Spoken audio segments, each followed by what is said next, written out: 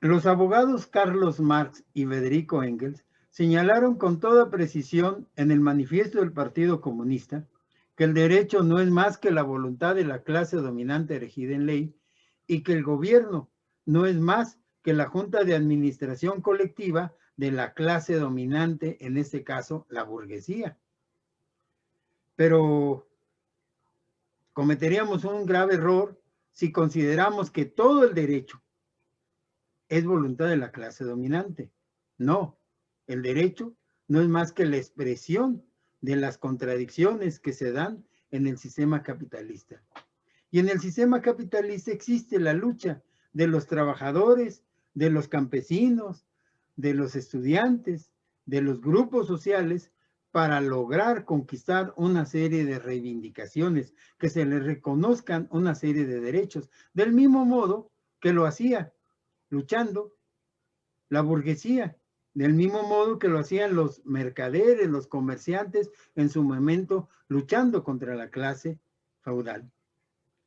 En este sentido, hay que retomar el aporte del jurista soviético Alexandrov, quien señala que si bien el derecho no es más que la voluntad de la clase dominante, la capacidad de organización y la disposición de lucha de las clases dominadas pueden imponer a la clase dominante una serie de reivindicaciones, las cuales la clase dominante, en este caso la burguesía, reconocerá, esperando el momento en que se debilite la lucha, la organización, y en un momento dado empezar a no cumplir, a desconocer, a cambiar, a modificar y hasta el momento posterior eliminar esas reivindicaciones que tuvo que reconocer.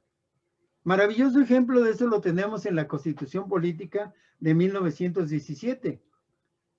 Aquí en México, la burguesía tuvo que reconocer una serie de reivindicaciones que no deseaban ni Álvaro Obregón, ni Carranza, ni Plutarco Elías Calles, esta trinca infernal que se apoderó del poder.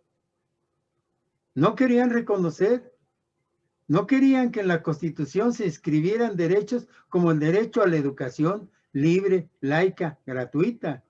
Ellos no querían que se reconocieran los derechos de sindicalización, el derecho de huelga, que no se reconocieran los derechos que tienen las comunidades agrarias de restituirles las tierras de las que fueron despojadas por los caciques, o de que se integraran nuevos núcleos a partir de los ejidos.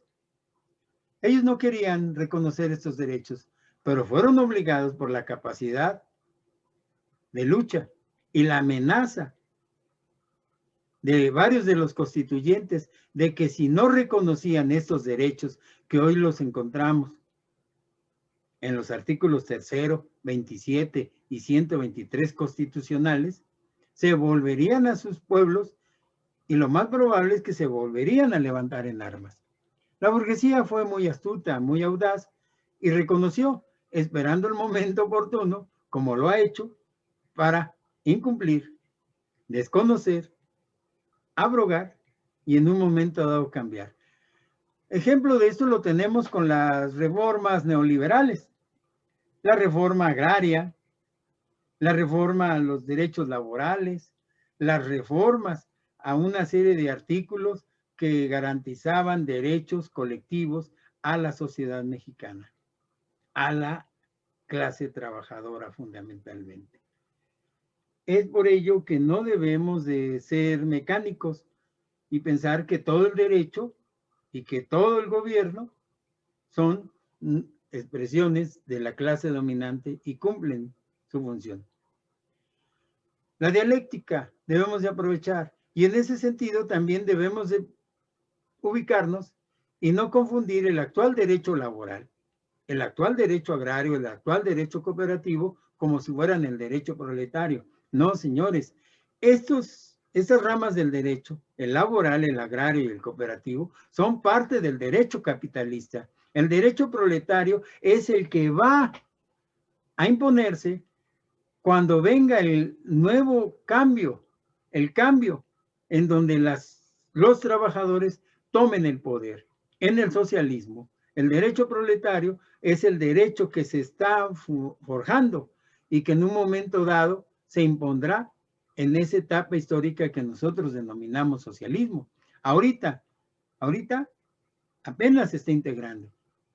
Y lo vemos con varias de las normas, varias de las reglas, de los contingentes más avanzados de la clase trabajadora. Un ejemplo de ellos son las normas, cómo funciona, cómo se constituye la CENTE o el Sindicato Mexicano de Electricistas. En ese sentido, por eso nosotros debemos de reconocer el derecho y el Estado van cambiando.